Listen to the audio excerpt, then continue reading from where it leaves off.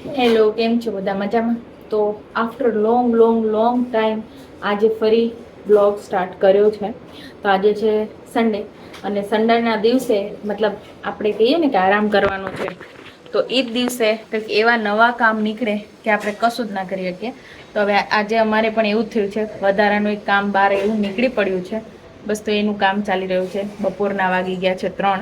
ત્યાંનું ભાઈ એક સૂતા, અમારું વાવાઝોડું સૂતું અને શ્રીબેન રમી રહી છે. તો જો આમાં કંઈક એવું થયું હતું, પાણી બહાર આવતું હતું એટલે આ તોડવી પડી છે. અને હવે થોડોક સિમેન્ટ ને એવો સામાન લે છે. એની બધું થયું છે આ બેનના કારણે. મેં કંઈ નહીં કર્યું.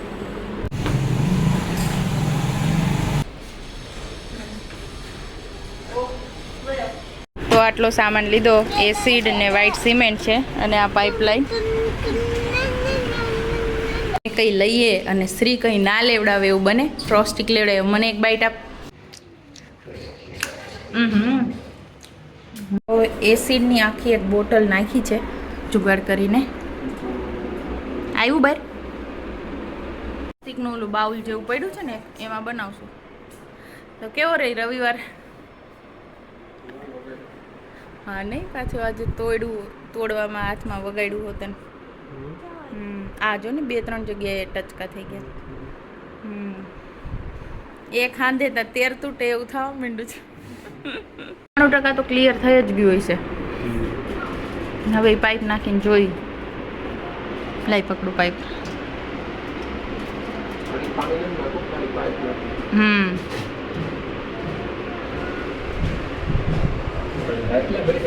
સોરી.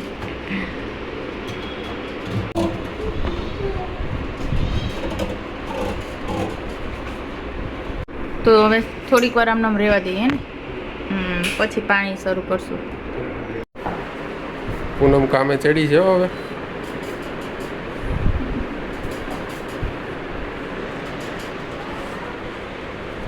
क्या हो रहा है? સફાઈ કામ, ડીપ ક્લીનિંગ. હવે આ તોડ્યું છે એને કઈ રીતે રિપેર કરશું એનો કોઈ પ્લાન છે? હા, વ્હાઈટ સિમેન્ટનો લોંદો ભરશું અહીંયા ફરતો, પછી એને ચોટાડશું, પછી આમ કંઈક સેલો ટેપ 4-5 મારી અને રાખશું સુકવવા દે. તો થઈ જાય.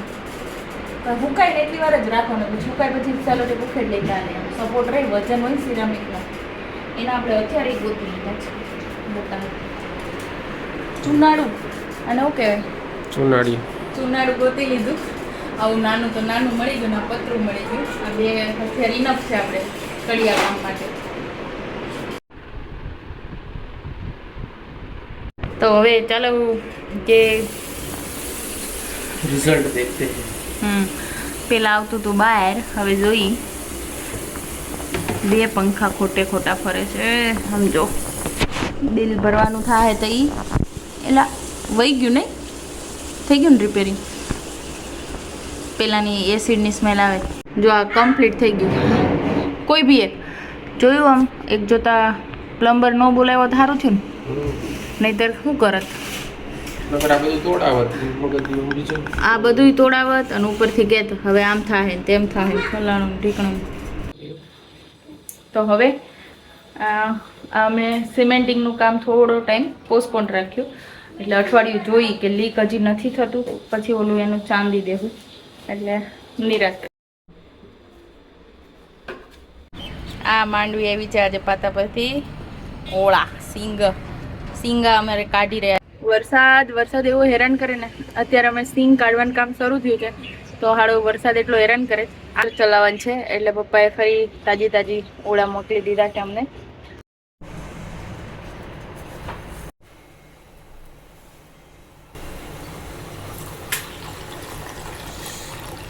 જો આજે લંચમાં રબડી બની હતી,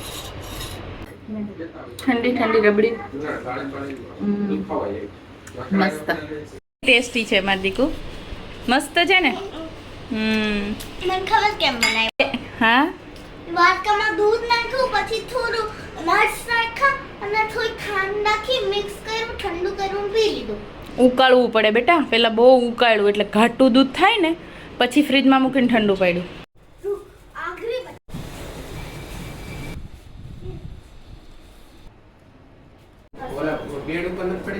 હવે મકાઈના મમરાને વઘારવાના છે ખાલી.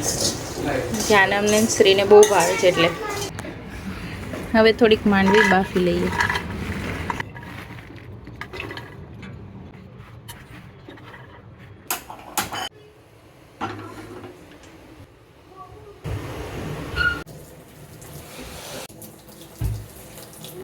તો માંડવીમાં માટી બહુ છે એટલે આમ જ હોય.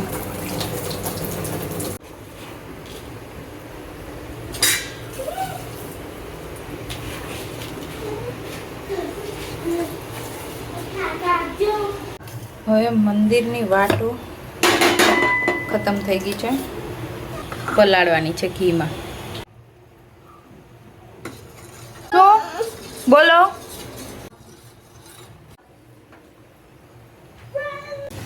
અમારે પાતા પરથી વીબા મોકલાવ્યો બનાવીને વાટ પણ.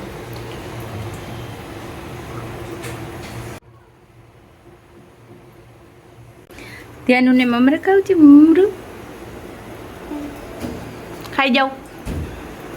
એલા દૂધું પીવું છે, દૂધું હે.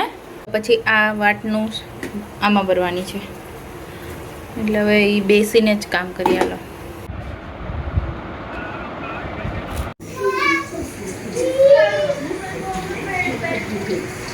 તો માંડવી તૈયાર થઈ ગઈ છે બાફીને જેઠાજીને ખાવા માટે રેડી. જેઠાલાલ દુઃખના ડુંગર પડ્યા છે અમારા ભાઈ માથે. હવે એક જગ્યાએ છઠ્ઠી છે એટલે હું જઈ રહી છું.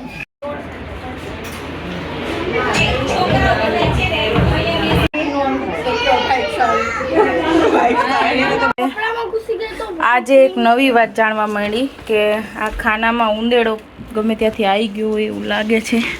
જો શ્રી શ્રી અહીંયા આવતો ઉપર નાખ્યું છે તો રેવા દે. નવું કોણ કે વાપરો, રેવા દે નવું. તો ઢોકળા ચડાવી દીધા છે જમવા માટે. અને અમારે આ બેનનું કામ, કાલે છે મેથ્સની પરીક્ષા પણ આ બેન તો જાણે ડ્રોઈંગની પરીક્ષા હોય એમ સવારના મંડી પડ્યા છે, હજી મૂકવાનું નામ નથી લેતા.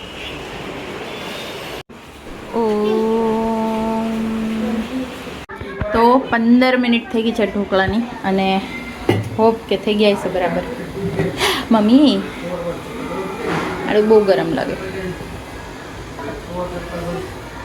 મમ્મી. થઈ ગયા. તો આજે બનાવી દીધા છે ઢોકળા, કેમ કે ખીચડી કઢી ખાઈને ધરાઈ ગયા હતા, થાકી ગયા હતા.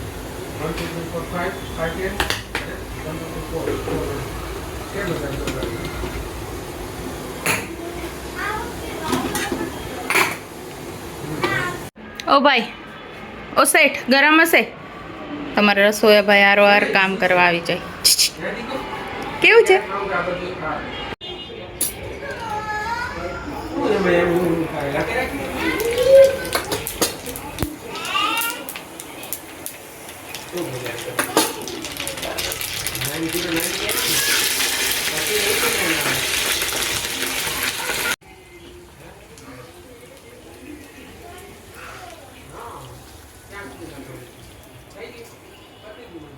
તો જોઈ લો, સ્પોન્જી ઢોકળા, ખાટિયા dhokla is ready. So soft. અને શ્રીબેનના અમારે ઢોસા ઊભા જ હોય તો એને જોશે પેપર ઢોસા બસ.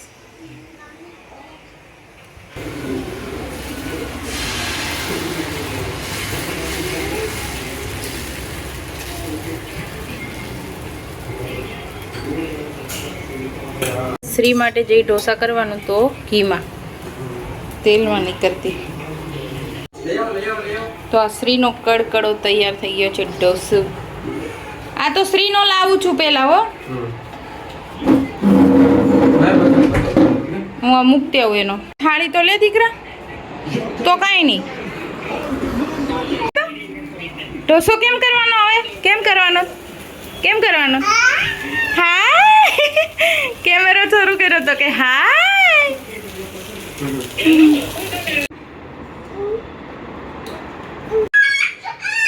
બાય તા